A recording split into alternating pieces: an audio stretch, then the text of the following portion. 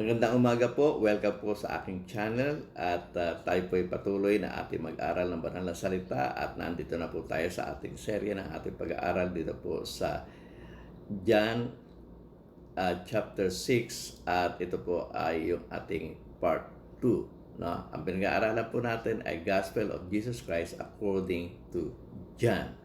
At dito po sa part 2 ng chapter 6 ay matutunghayan natin yung paglalakad ng ating Panginoong Kristo sa tubig. At itong paglalakad ng ating Panginoong Kristo sa tubig ay meron tatlong account. At ito ay makikita natin doon sa John chapter 6 verse 16 to 24. At ito nga po yung librong ating pinag-aaralan. At nabanggit rin ito ni Mark doon sa kanyang gospel doon po sa chapter 6 verse 45 to 56. Pero kapwa silang dalawa ay nagbanggit lang na si Jesus ay naglakad sa tubig at hindi nila dinitalye.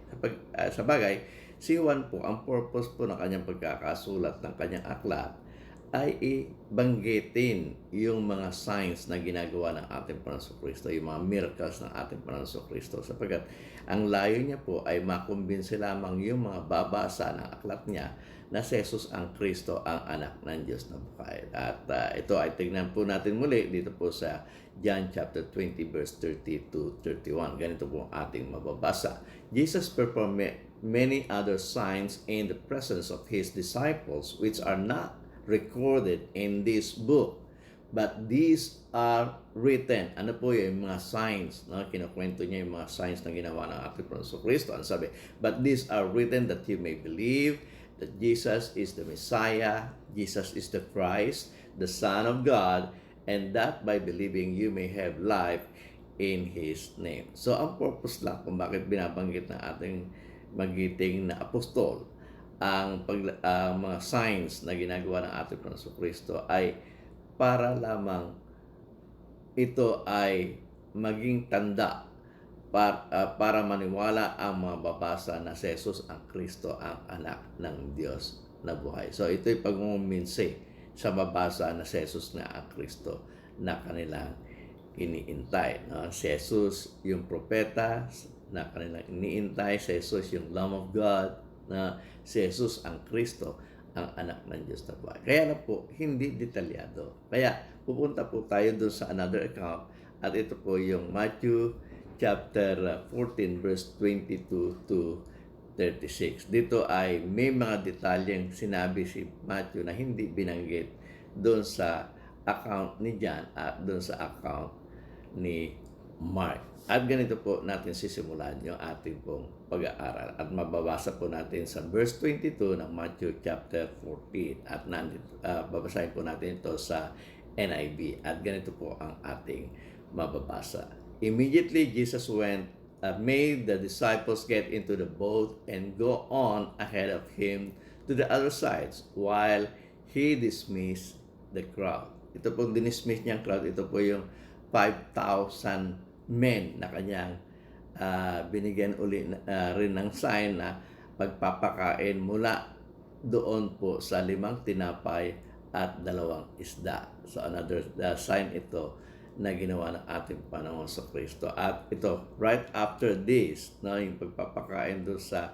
crowd, ay sila po ay kanyang dinismiss na. At ang sabi, after he had dismissed them, he went up on a mountainside by himself to pray. So later that night, he was there alone, and the boat was already a considerable distance from land, buffeted by the waves because the wind was against it. So sa pagkakataong ito, no, ay malayo na yung nararating ng bangka na lulan ang kanyang mga apostol o ang kanyang mga alagad.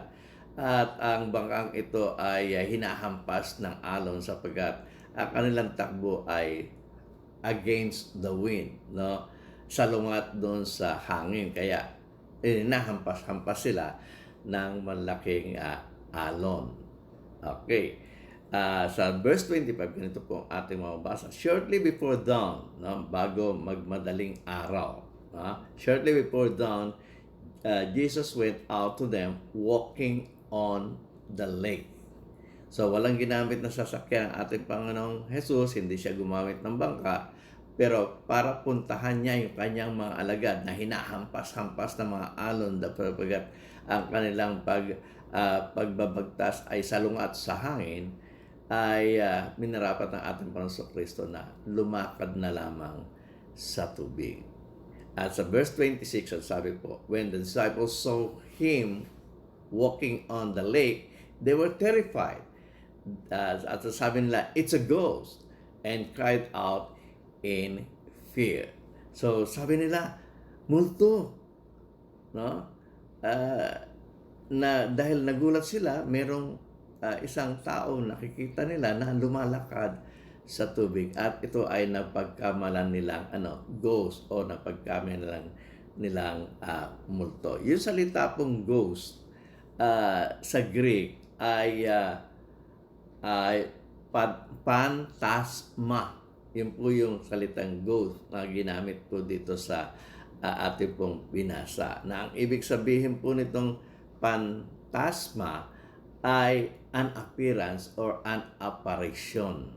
No, pero pag ito ay sa usage, so, sa paggamit po ng salitang ito, ginagamit ito sa apparition, ginagamit rin sa pagkakita ng multo, no, spirit or phantom.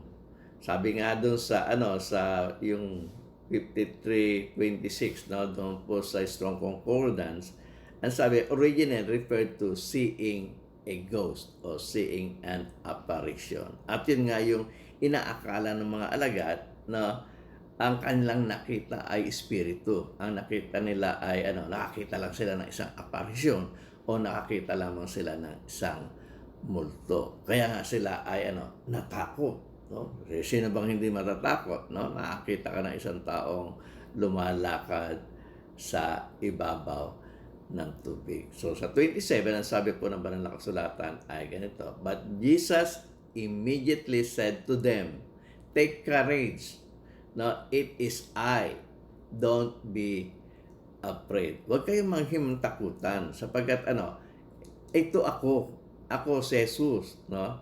At sabi doon sa 28, at sabi, Lord, if it is you, sabi ni Peter, kung ikaw ito, tell me to come to you on the water. So, nang makita ni Pedro na lumalakad sa tubig ang ating Panginoong Jesus, sabi niya, kung ikaw nga yan, pahintulutan mo rin ako na lumakad sa tubig papunta sa iyo. At ang sabi ng ating Panginoong Kristo sa verse 29, come, halika. And he said, then Peter got down out of the boat, no? Umalis siya sa boat at siya ay naglakad sa tubig. Walk on the water and came toward Jesus. So, sinimulan na ni Pedro, no? Sabi ng ating Panginoon Kristo, halika. So, si Pedro naman ay bumaba sa bangka at sinimulan niyang lumakad sa tubig. Verse 30, sabi, but when he saw the wind, makita nga niya yung wind. Actually, hindi yung wind ang nakakita niya, kundi yung paghahampas ng alon sa tubig. Pero dito sa kwento, sabi, he saw the wind. Meron ba nakakita sa wind? Wala, no? So, kaya mo na makikita yung wind dahil nakikita mo merong mga tinatangay yung wind. At yung nakikita mo yung mga tinatangay ng wind. Kaya ito, ang tinatangay ng wind dito, yung alon, no? Nung makita niya yung alon, no? Nakita niya yung wind, and sabi, but when he saw the wind, he was afraid. So, natakot siya. Sino bang hindi matatakot kung malakas na alon na sasalpok sa iyo, no? At sabi, but when he saw the wind and he was afraid and beginning to sink, no? Nung matakot siya, nawala yung confidence niya, nung lalakad siya sa tubig, nakakaya niya, no? Pero nung siya ay matakot, no? Siya ay unti-unting lumulubog. No, sabi, but when he saw the wind, he was afraid and beginning to sink, cried out, Lord, send me. No, Lord, save me, sabi niya. No, iligtas mo ako, Panginoon. Bakit? Siya ay palubog na, no? Sabi niya, iligtas mo ako, Panginoon. Sa verse 31, sabi, immediately Jesus reached out his hand and caught him. At sinabi ng ating Panginoon Kristo, "You of little faith, why did you doubt?" So ito ay, kung gagawa natin ito ng sermon, no? Kasi hindi ako mahilig talaga gumawa ng sermon. Ang hilig ko, mag-Bible study. No? Ikwento kung ano yung isinulat talaga sa Biblia. Pero ito ay magandang sermon para sa atin kung gagawa tayo ng sermon na kay Kristo ka na. No? Dapat hindi ka na mag-aalinlangan. Sa pagkakataong ito, si Pedro po ay na kay Kristo na, pero siya po ay nag-alinlangan. At sa kanyang pag-aalinlangan, siya po ay unti-unting lumulubog. Siya po ay nagkaroon ng problema. So, tandaan po natin, kung tayo ay na kay Kristo na, huwag po tayo mag-alinlangan sa ating pananampalataya sapagkat anuman ang mangyari, tayo po ay gagabayan at ililigtas ng ating Panginoon. At dito, ito yung nawala kay Pedro. May pananampalataya sa ating Panginoon Kristo. Dahil nga, nagawa niya yung nagawa ng ating Panginoon Kristo. Si ating Panginoon Kristo ay lumakad sa tubig, nagawa niya ang lumakad sa tubig dahil naniniwala siya na ito ay ibibigay at ipagkakaloob sa kanya ng ating Panginoong Hesukristo. At gagabayan siya at iingatan siya, poproteksyonan siya sa kanya, sa mga alon na hahampas sa kanya. O kung ito ay gagamitin natin sa mga problema, puproteksyonan tayo at tutulungan tayo ng ating Panginoon Kristo kung ano man mga problema meron tayo sapagkat si Kristo ay nasa atin. Pero ito ang nawala sa ating apostol na si Pedro, no? Anong hinampas siya ng hangin. Nung kagaya po nung tayo po ay nagka-problema na marami po mga alagad ang ating Panginoon Kristo, marami pong mananampalataya ang ating Panginoon Kristo matapos natanggapin niya ang ating Panginoon Kristo, no? At siya ay nabautismo at namuhay ng bilang alagad ng ating Panginoon Kristo, pero nung magkaroon ng problema ay nag-doubt siya sa kanyang pananampalataya. At yun nga po ang mensahe ng kwentong ito, no? Na kay Kristo ka na, huwag ka nang mag-doubt sapagkat ano man ang mangyari, poproteksyonan ka ng ating Panginoong Hesukristo. Kaya anong nangyari po ay sa 32, sabi, "And when they climbed into the boat, the wind died down." No? Nawala yung hangin, natural, nag-come rin yung alon. Then those who were in the boat, no, dun sa nasaksihan nila, no, ang sabi, "Then those who were in the boat worship Him, saying, Truly, you are the Son of God." So, sa nakita nilang miracle na muling ginawa ng ating Panginoon Kristo, dito sa account ni Matthew, no, ang sabi, "Truly, you are the Son of God." Ibig sabihin po nung, truly, you are the Son of God, truly, you are the Christ, the Son of God. So, tandaan po natin, ang purpose po, no? Babalikan natin po doon sapagat ang serye po ng ating pag-aaral doon po sa John, ang purpose po kung bakit gumagawa ang ating Panginoon Kristo ng sign ay para paniwalain ang tao. Kapag nakita nila yung sign, maniniwala sila, ito na nga. Natatandaan niya yung babaeng Samaritana, ang sabi, ito na nga, no? Maaring ikaw na nga ang propeta, no? At nung tumakbo siya sa bayan, sabi niya, mukhang nakita ko na ang Kristo, di ba? Kasi nga doon sa nakita nilang sign. At dito ganun rin po, no? Nakita nila yung sign. Ano yung sign na yon? Lumakad ang ating Panginoong Kristo sa ibabaw ng tubig. So another miracle that He performed. At dito po sa miracle na ito na kanyang perform ay naniwala ang kanyang mga alagad at nadagdagan yung kanilang paniniwala na si Jesus nga ang Kristo na kanilang iniintay, ang anak ng Diyos. Ang sabi nila, truly, you are the Son of God. So, balik tayo doon sa John chapter 6 sapagkat ito po yung ating pong pinag-aaralan. So, ikinuwento rin ni John na si Jesus ay naglakas sa tubig at ang purpose ng pagkakakwento ni John na si Jesus ay naglakad sa tubig, no? Ito ay another sign to convince the people, to convince you, to convince me that Jesus is the Christ, the Son of God.